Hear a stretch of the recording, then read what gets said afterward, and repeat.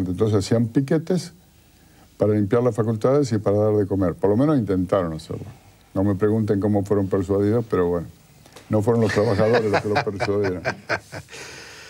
Decime una cosa, Carlos, ¿y cómo ves este momento político que seguramente lo llevas adelante con la misma alegría interior de aquellos años juveniles, ¿no? Con mucho más alegría, porque en aquellos años eran de todos modos sueños, una visión, vamos para aquel lado.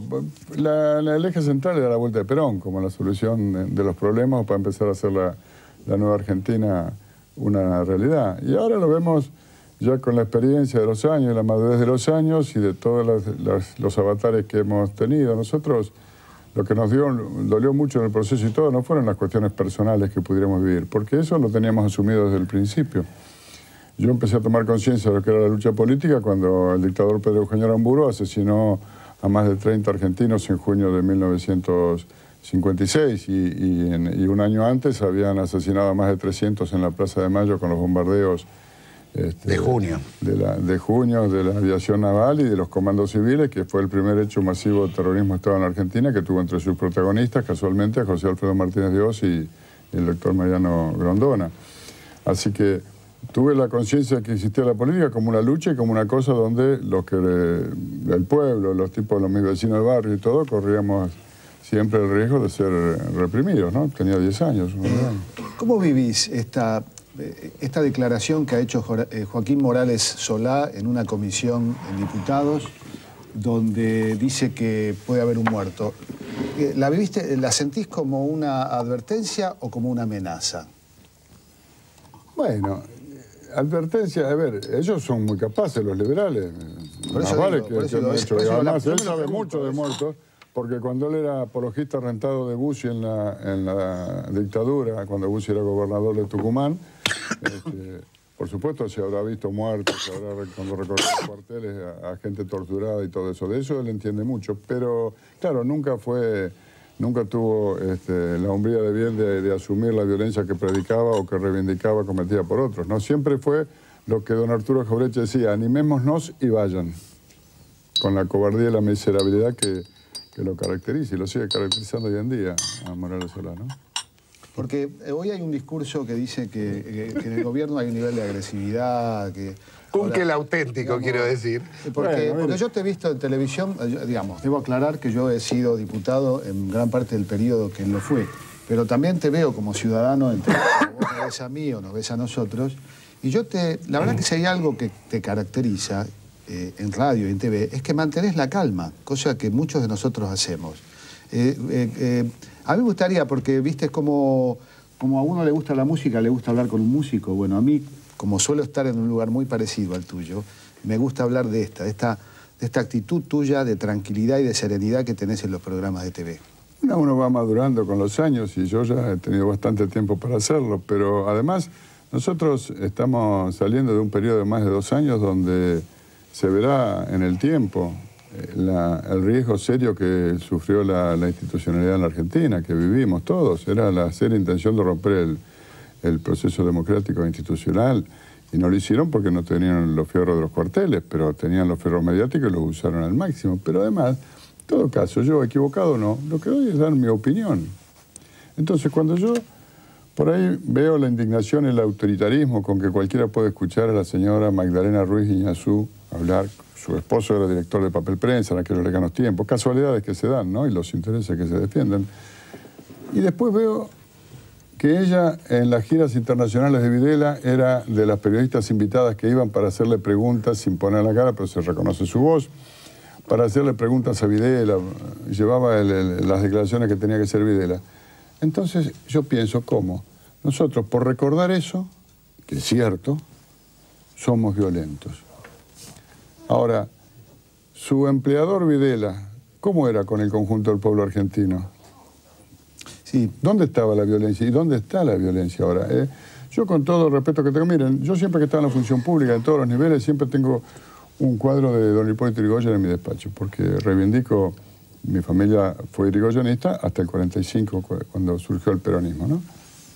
Ahora, yo digo, en el último gobierno radical, en 2 años y 15 días, dejaron 40 muertos tirados en las calles. Pero el presupuesto.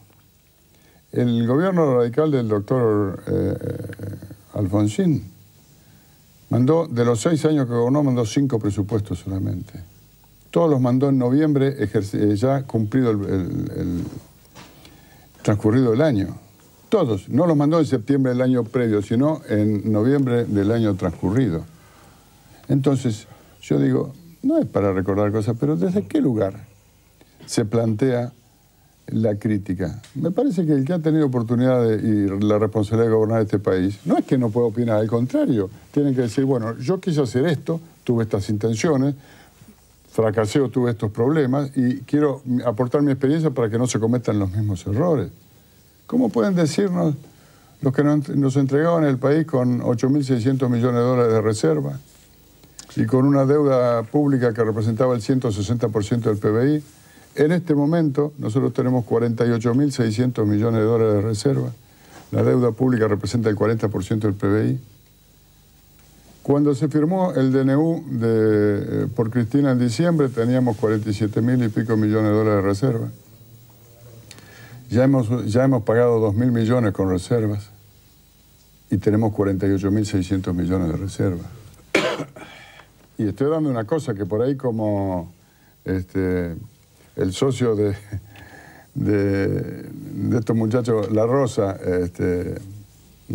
ahora no anda más por los despachos, está desactualizado. El otro día dijo en el recinto que habíamos gastado 1.200, que habíamos pagado deuda con 1.200 millones de dólares. No tiene no, Claudio Lozano, está desactualizado. Esa fue la última vez que tu socio espió los documentos de los ministros. Son 2.000 millones. ¿Y qué problema hay? Tenemos 600 millones más de reserva.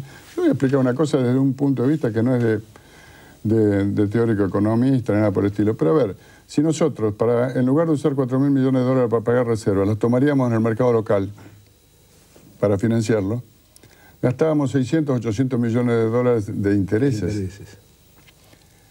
Bueno, yo, como soy abogado y soy medio mal pensado, digo, por allá los que pensaban ganarse 800 millones de dólares sin ningún riesgo, reparten alguna comisioncita para que los defiendan, porque si no, no tiene explicación lógica.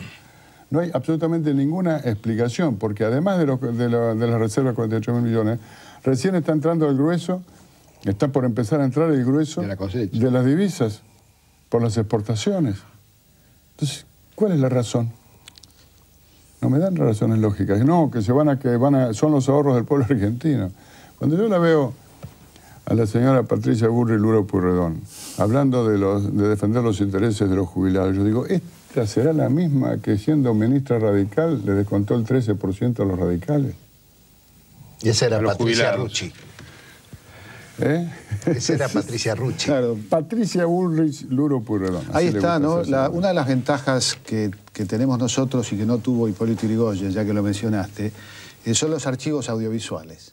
Claro. Que son un formidable aporte a la memoria. Y por eso les molesta tanto, que me perdone Orlando Barone, que pidió que ningún funcionario lo defienda, 678, perdón, no me pueden quitar el derecho de defender nada. Así que Barone, perdón, pero lo voy a defender. Además que estás como comunicador acá. Sí, acá estoy en otro rol, me saqué el rol de funcionario. Pero la verdad es que un programita chiquitito así, precisamente trayendo a colación los archivos, está desmantelando décadas de mentira y falsedad de un sector. Porque en la Argentina, digamos, nosotros hemos tomado algunos modelos de la India, no solo de Inglaterra, también de la India. El cipayo, por ejemplo, es un modelo tomado de la India. Pero hay otro modelo que no habíamos detectado, que es la secta de los intocables. Claro. ¿Quiénes son la secta de los intocables? Imagínense. Me lo imagino. Aquellos que no podían ser tocados. Bueno, los estamos tocando porque no hay nadie en una sociedad democrática que pueda ser intocable. Pero además, no hay que tocar, yo no lo descalifico nunca, no califico sus cosas, pero si uno pasa lo que dijeron a la mañana y lo pasa a la noche, es agresión porque a mediodía ya dijo otra cosa. No, por eso que se hagan cargo. Carlos, muchas gracias. Nadie puede decir que este no es Carlos Kunkel. Muchas gracias, ¿eh? Me podrán decir antipático, pero mentiroso no. Muchas gracias. Y Perón era de Racing.